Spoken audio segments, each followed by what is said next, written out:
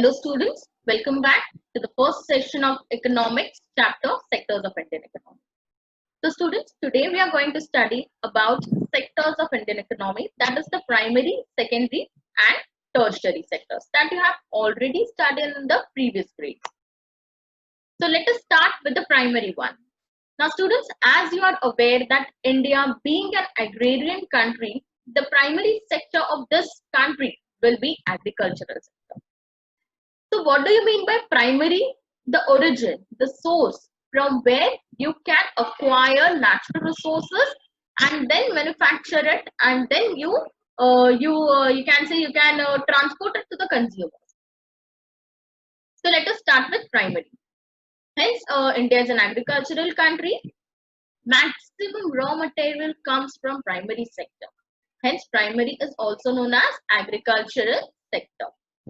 When we produce a good by exploiting natural resources, it is an activity of primary sector. तो students यहाँ पर क्या बताया है? कोई भी natural resources को अगर आप acquire करते हो, exploit करते हो, and उससे कोई चीज बनाते हो, तो उसे हम क्या बोलेंगे? Primary बोलते हैं. जैसे कि अगर मैं आपको example दूं, cotton, cultivation of cotton का example लेते हैं students. जब crops cotton crop grow होता है, तो cotton ball pluckers जो होते हैं, वो आते हैं एंड कॉटन प्लांट में से वो कॉटन को निकाल लेते हैं. फिर उसके बाद बहुत सारे प्रोसेसेस होते हैं, वीविंग, डाइंग एक्सेट्रा, करेक्ट. तो ये सारे प्रोसेस होने के बाद क्लॉथ बनता है. तो यहाँ पर हम देखेंगे, यहाँ पर सबसे इंपॉर्टेंट क्या है? Cotton plant, because that is the source of cotton. Clear? Cotton के कपड़े पहनते हो आप, तो वो सोर्स कहाँ से बना है? वो तो ओरिजिन क्या है? प्राइमरी क्या है यहाँ पर? That is cotton plant. And cotton plant students किस पे डिपेंड करता है? कैसे ग्रो होता है वो? नेचुरल फैक्टर्स चाहिए स्टूडेंट, जैसे कि रेनफॉल है, सनशाइन है, क्लाइमेट है, एंड सॉइल के बारे में भी आपने फर्स्ट चैप्टर में पढ़ा था कि ब्लैक सॉइल बहुत इंपॉर्टेंट है, इसलिए हम उसको रीगर सॉइल भी बोलते हैं, ब्लैक कॉटन सॉइल भी बोलते हैं, करेक्ट. तो यहाँ पर हम देखेंगे बहुत सारे फैक्टर्स है. रेनफॉल आया, सनशाइन चाहिए, अच्छा क्लाइमेटिक कंडीशन चाहिए, and you can say cotton is a natural product.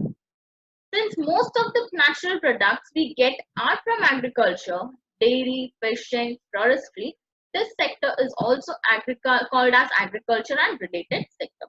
तो स्टूडेंट्स, हमें बहुत सारी चीजें जो रॉ मटेरियल्स है वो हमें कहाँ से मिलता है? एग्रीकल्चर से मिलता है. फॉरेस्ट्री से हमें देखेंगे आप कि आपको पेपर, वुड से पेपर मिलता है, फ्रूट्स वेजिटेबल्स फॉरेस्ट में मिलते हैं. फिर आप फिशिंग करने चाहोगे तो फिश वहां से मिलती है, लेक से. फिर डेयरी, दैट इज, ये भी हमारा एग्रीकल्चर का सेक्टर है. तो सारा हमारा एग्रीकल्चर रिलेटेड है, इसलिए हम प्राइमरी सेक्टर को क्या नाम दिया है स्टूडेंट्स? हमने agriculture and related sector.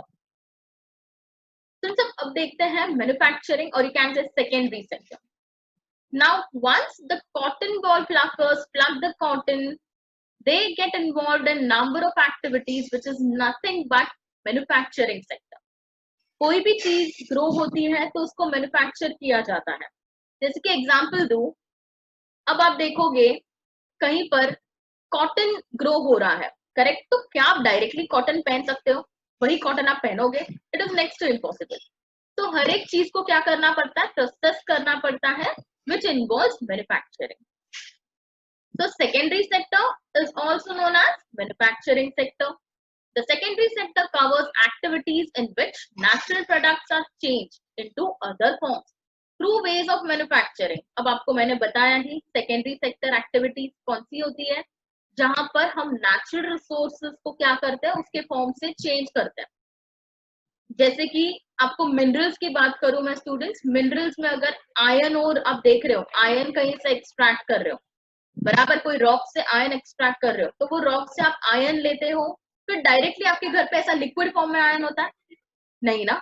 Yes. तो वहां पर आयरन को प्रोसेस किया जाता है, ओरिजिनल फॉर्म से उसको चेंज किया जाता है, एंड फिर उससे हम मैन्युफैक्चरिंग थ्रू प्रोसेस करते हैं, एंड फिर हम इसे यूज करते हैं.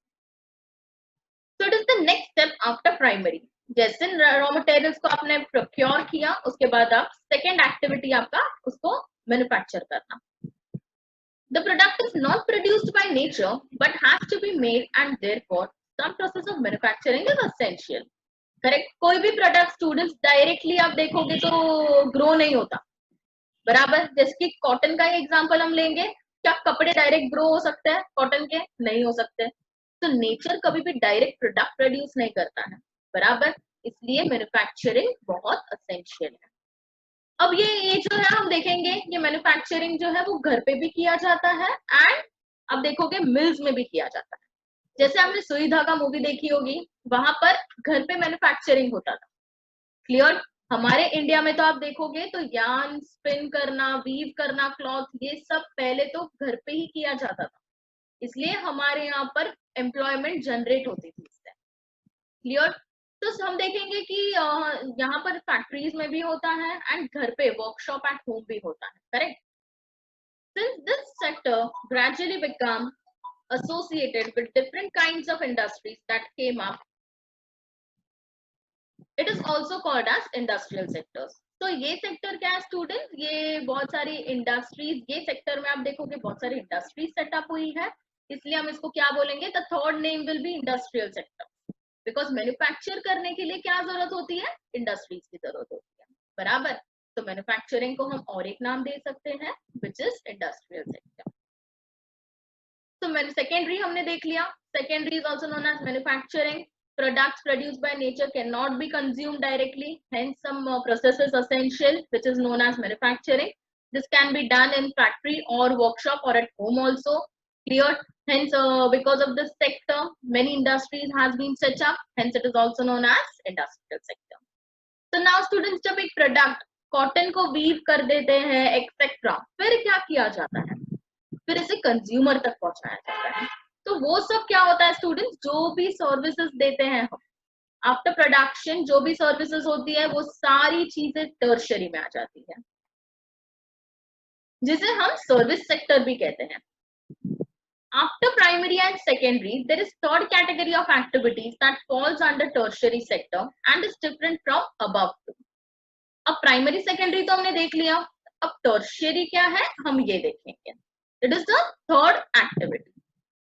अब मैं एग्जांपल देती हूँ स्टूडेंट्स। कॉटन हमने क्या किया? हमने रॉ मटेरियल प्राइमरी से लिया, मैन्युफैक्चरिंग में उसे, दैट इज सेकेंडरी में हमने मैन्युफैक्चर किया, अब टर्शियरी में उसको बेचेंगे स्टूडेंट। तो जब भी आप कोई प्रोडक्ट बेचते हो तो उसके पीछे बहुत सारी सर्विसेज होती है जो आपको देनी पड़ती है। जैसे कि आपको बैंकिंग की जरूरत पड़ती है, कितना आपका क्वांटिटीज में आपने बेचा, कितना आपने खरीदा होलसेल से, सो ये सब बैंकिंग इन्वॉल्व होती है।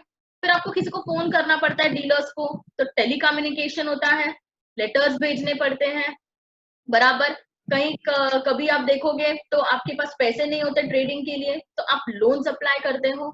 तो ये सारी सर्विसेज जो होती है वो सारी कहाँ जाती है? टर्शरी में जाती है, क्लियर। फिर आप बोलोगे अरे मैन्युफैक्चरिंग यूनिट से आपको आपके वहां तक लाना है, तो आप कैसे लाओगे?